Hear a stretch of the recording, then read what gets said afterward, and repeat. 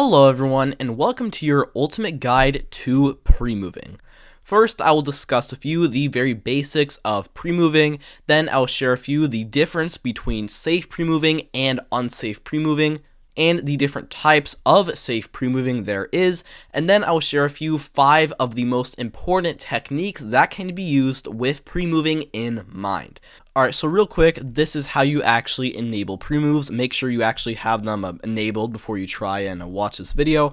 What you want to do here is on the chess.com page, you want to go to this little gear here in the bottom left, go to all settings. Then once you are here, you want to click on live chess. Then right here at the top, enable pre-moves, make sure that is turned in the green, and then scroll down, click save, and you are all good. So first I will show you what actually is pre-moving.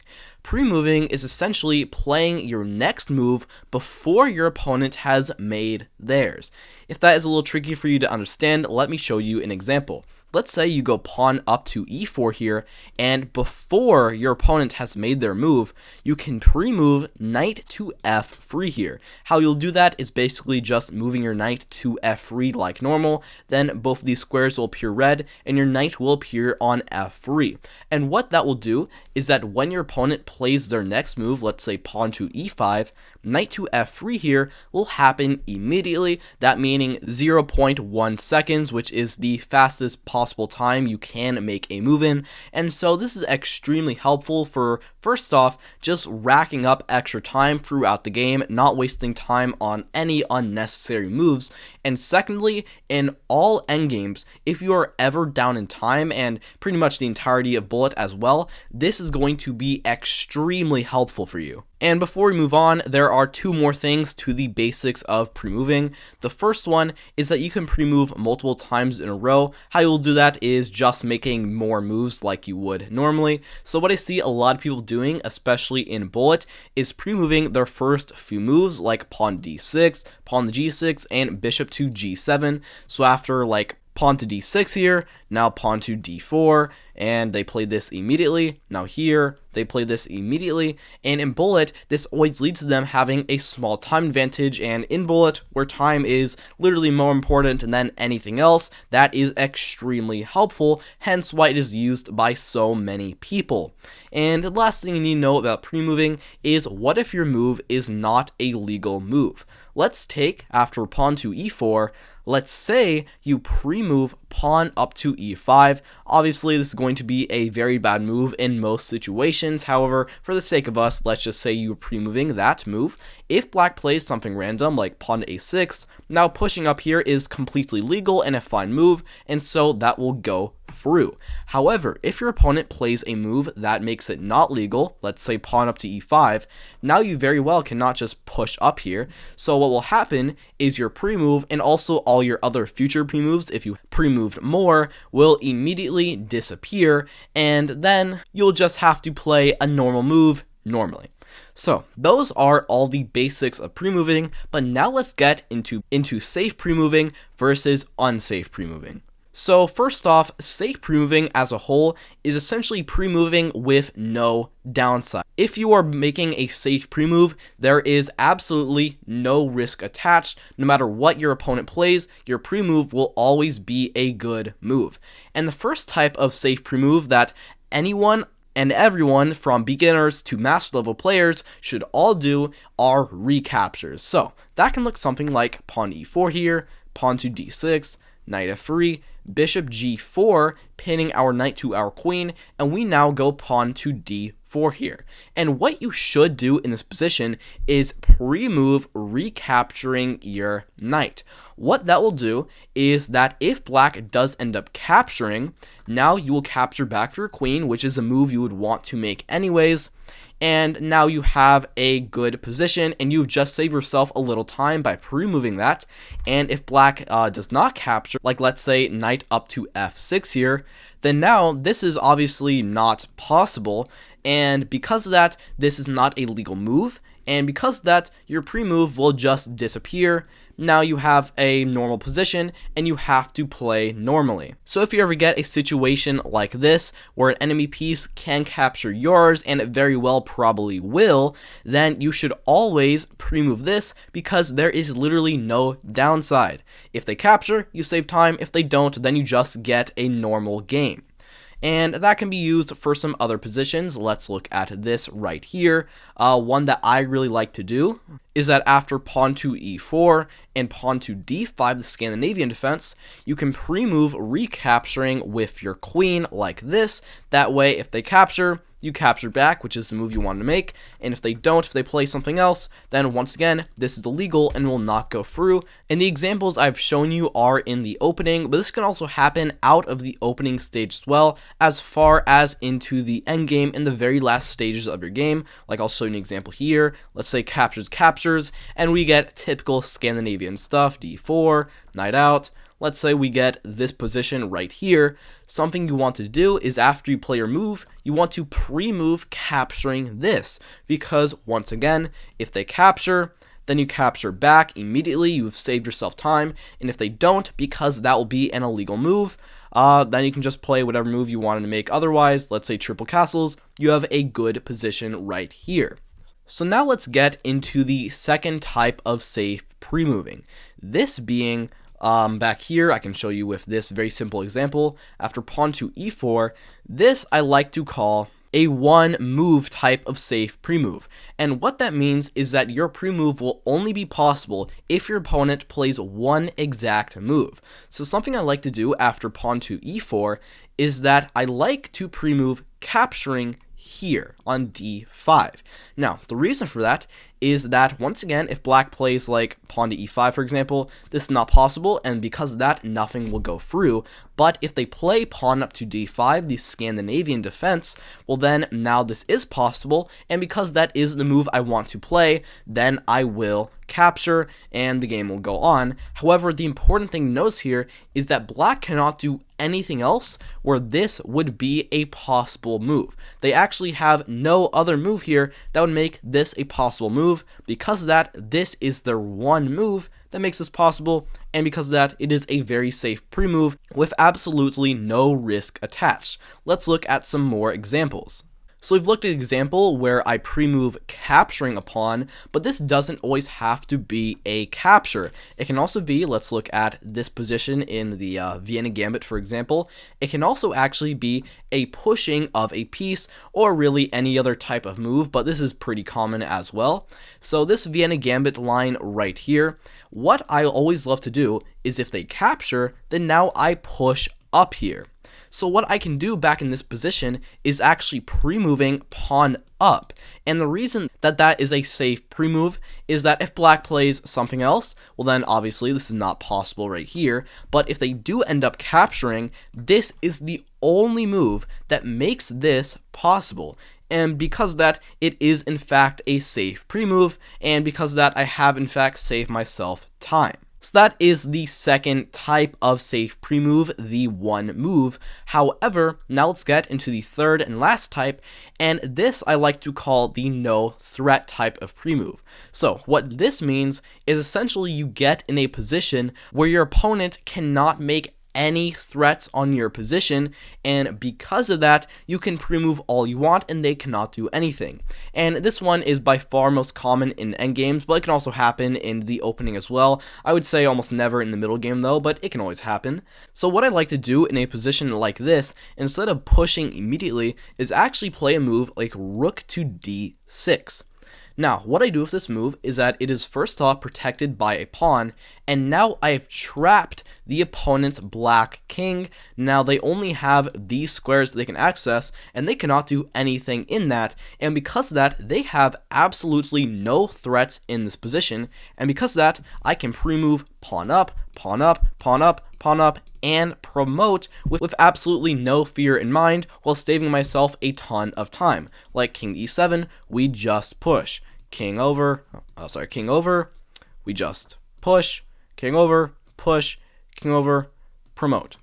and I've just saved myself a lot of time. And in a critical endgame where we have literally less than 10 seconds, that is extremely vital time, and you can save yourself a lot of that by doing a technique like this, where you put your opponent in a position where they have no threats. Let's look at another example right here.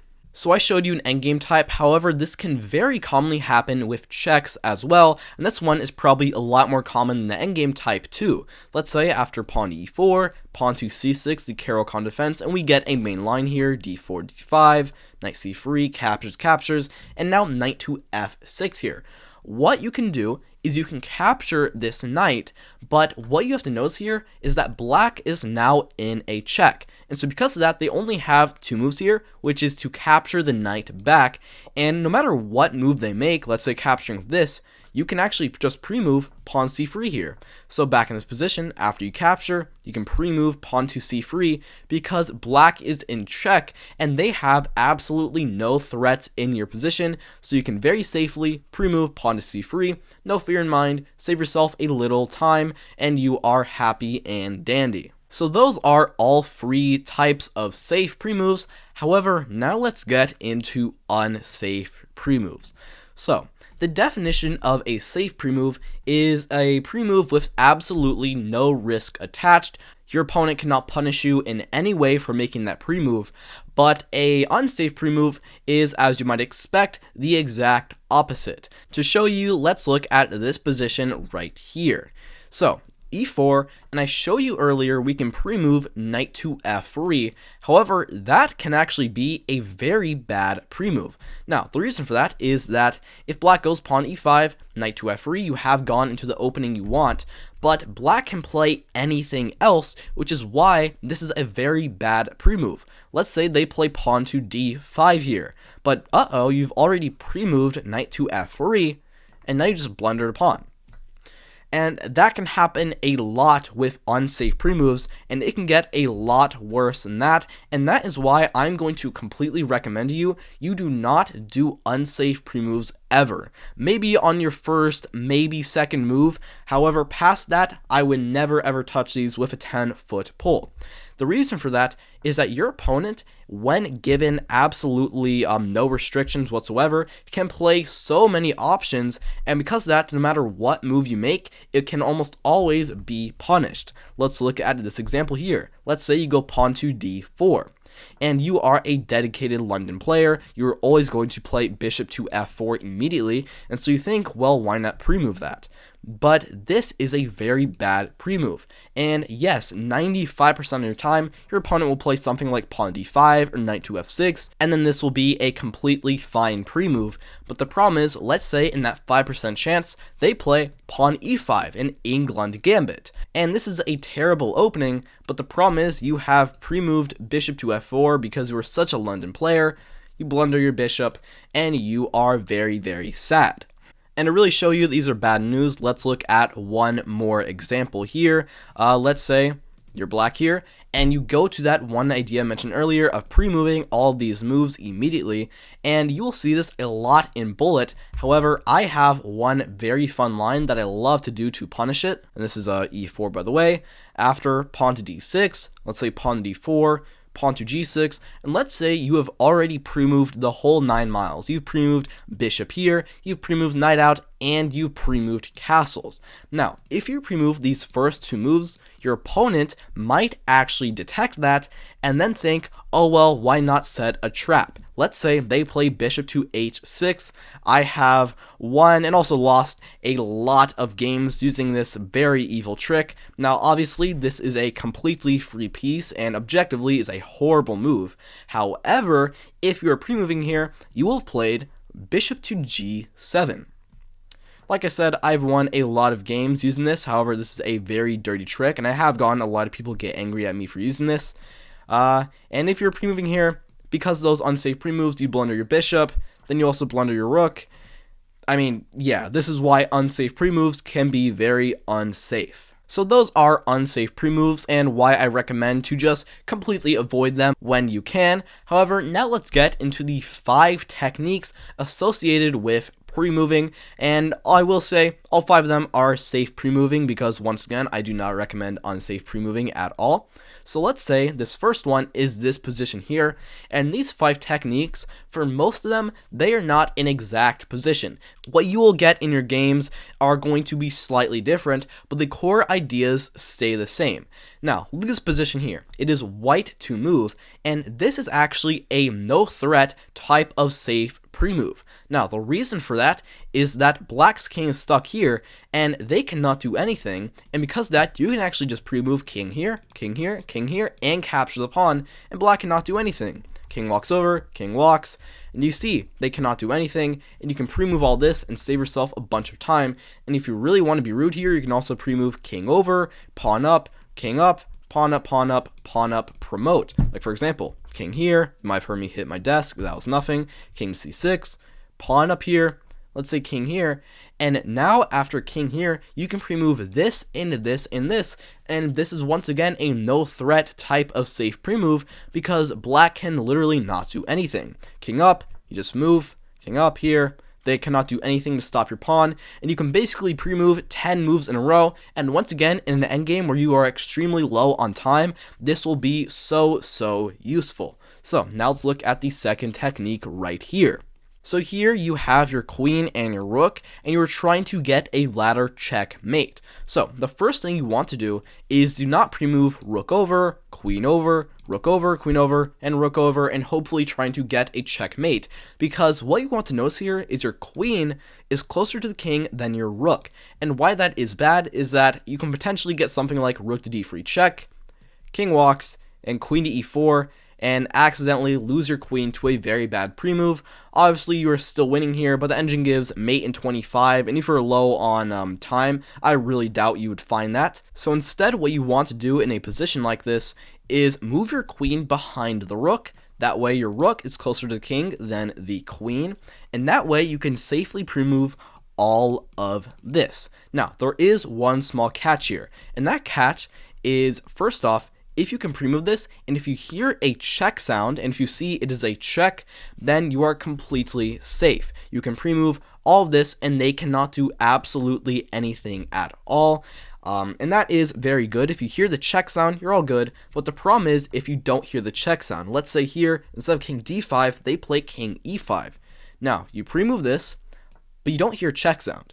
What you want to do here is, because you know you are not checking your opponent, you do not want to Premove all of this. You want to stop that Premove until you are hearing those checks. Because if there is no checks, you will stalemate your opponent if they are smart enough to move the king where they want to, and you do not want to stalemate when you're up a queen and a rook. You would probably hate yourself.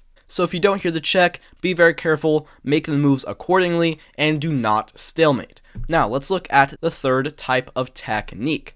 Now, this is the same position as I showed you earlier for one of the safe Premoves, the no threat kind.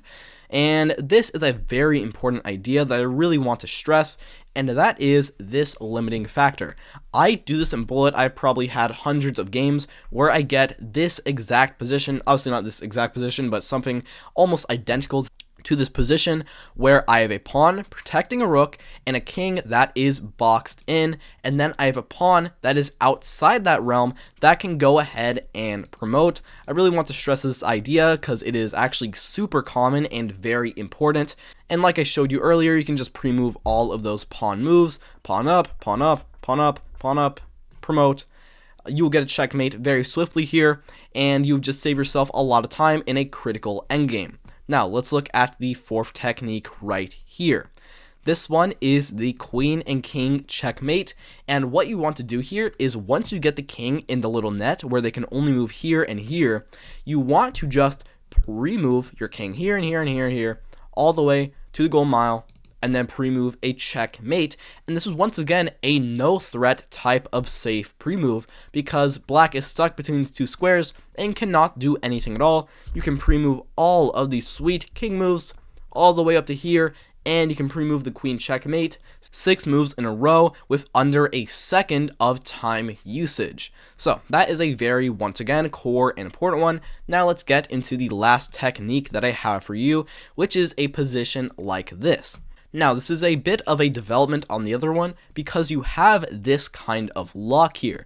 You have a pawn defending the rook, and the king is completely secluded in. However, there is one change here. They have 2 additional passed pawns. Now, what I would recommend you not to do here is to actually go ahead and capture these pawns. The reason for that is that now the king can get out of the box. If you keep trying to hunt these pawns, it will soon get in, and yes, you are obviously completely winning here. However, if you are in really bad time trouble, this is going to be a nightmare position. Now, you cannot immediately push this passed pawn because you would lose this one, and this is a winning position that in time trouble is incredibly hard to actually win in.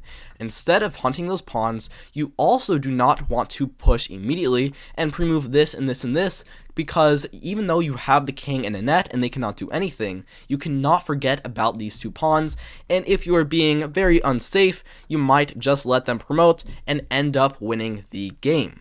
Instead, what you want to do here is a very key king to b1. This move might look mysterious, but the idea of it is that now these pawns cannot push. And why that is so important is that you can pre-move all of this now, and the reason you can do that is that if they ever go here and here and here and play a check, then all of your pre-moves disappear. What I mean by that is after like a4, d4, here, typical moves, after pawn to a2 check, because you are in a check, this would not be a legal move anymore, and so now you know to walk over. And if your king was not on b1, if it was still on c1, then they would be able to promote in this position. Instead, they can give another check, but once again you just capture, another check, you can just capture, and now you once again have a completely winning position. And the key idea here is that if you can get in a position where the only attempt for your opponent to make progress involves a check, you can safely pre-move all your way, because any checks would result in an illegal move, which would result in your pre-moves being cancelled. Now you can safely push and promote and get a very easy win. Alright, thank you so much for watching. This video took a lot of time and work to make, but you can make it all worth it by liking and subscribing. If you want to see more videos from me, go ahead and check those out, and I will see you next time. Have a fantastic day.